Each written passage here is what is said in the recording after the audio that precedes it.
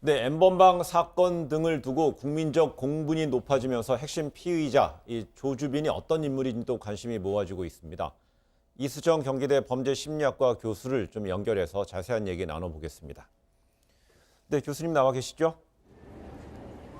네, 안녕하십니까? 예, 이 성범죄 혐의 네. 피의자 가운데서는 처음으로 어제 경찰 포토라인에 선 조주빈, 이 자신의 범행을 악마의 삶으로 표현했는데 자신을 어떻게 악마로 동일시하는 그 심리적 배경은 뭐라고 해석할 수 있습니까?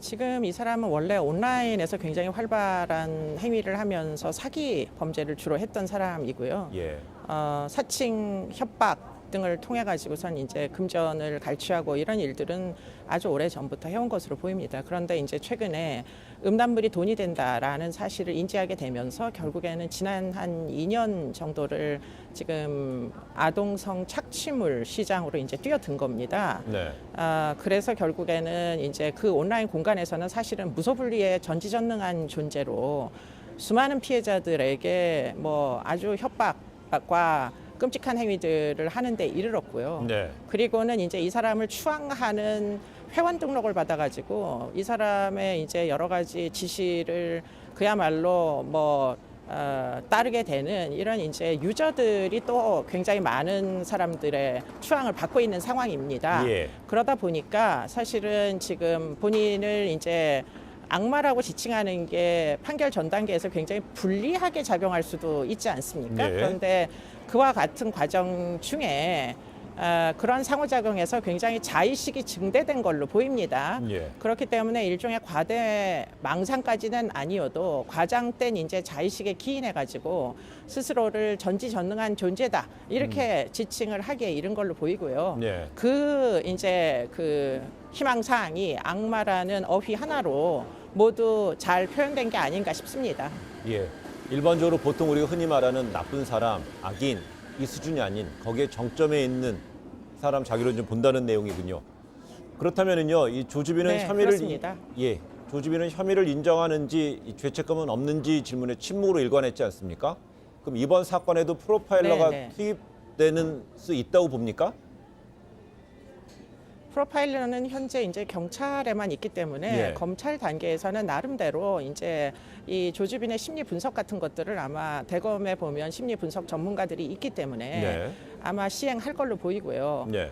그런데 이제 조주빈은 본인이 영웅이 되고 싶어하는 그런 희망사항이 있겠지만 사실상 그렇게 특이한 이제 성범죄자다 이렇게 볼 수 있는 전과력은 없습니다. 네. 그러다 보니까 뭐 소위 성도착적인 성범죄자이거나 이렇게 보기보다는 오히려 이제 음란물 시장이 돈이 된다는 걸 알고 뭐 결국 금전을 노리고 뛰어든 그야말로 여러 명의 범죄자 중에 하나 정도 제가 드리고자 하는 말씀 개인적인 특이성이 있다고 전제할 근거가 없다는 거고요. 예. 그런 차원에서 보면 지금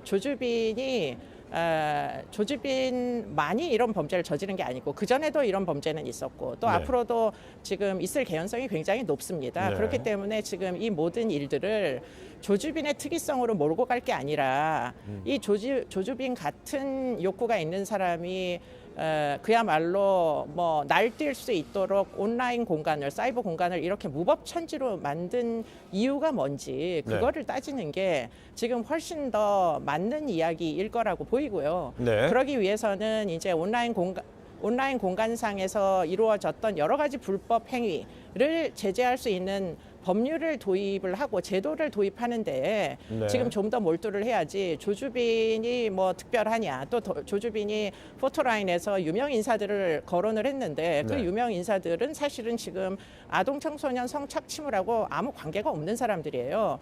그렇기 때문에 지금 사건의 본질을 벗어나는 이제 토론은 좀 지양하는 게 좋겠다. 네. 그런 생각을 갖게 됩니다. 예, 알겠습니다. 그런데 조주빈과 함께 검거돼서 조사를 받고 있는 공범 가운데는 이 피해 여성도 한 명 포함된 것으로 알려져 있잖아요.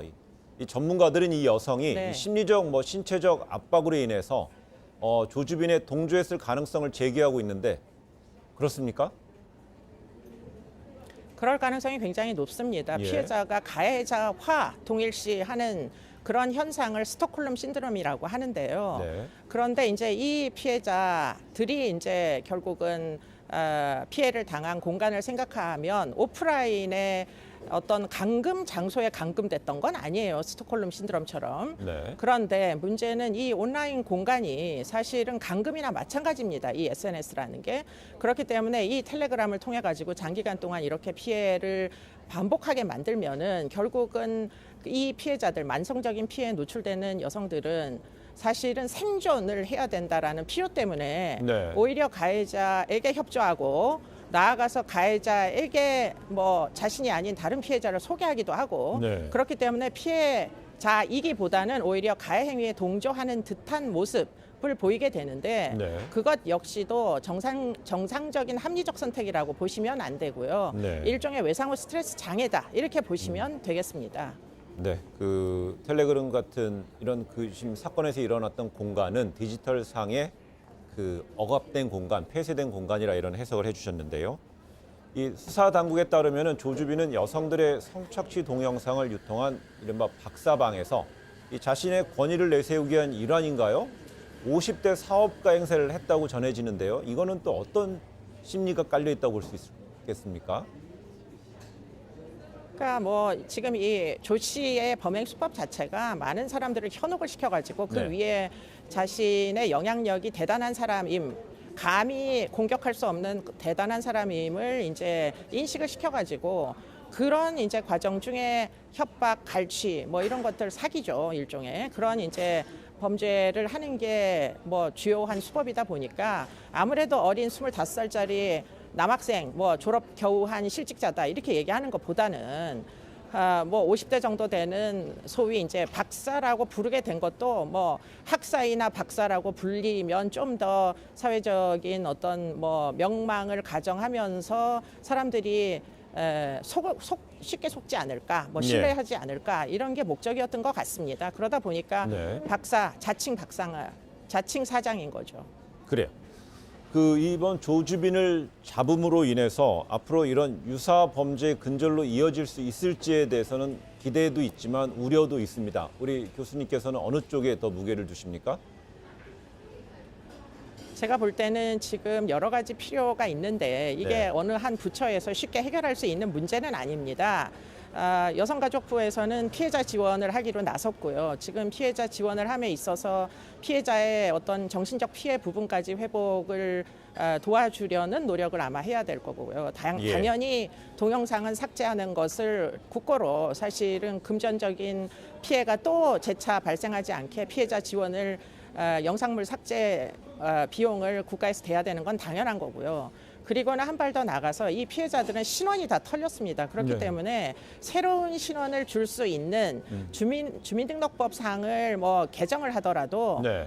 사실은 피해자에게 새 주민번호를 부여하는 이런 노력까지를 해야 네. 이 사람들이 결국 다시 사회에 적응할 수 있을 거다, 삶에 다시 적응할 수 있을 거다 이런 생각을 좀 해주시면 좋겠고요. 네. 그리고는 이제 가해자 엄벌이야.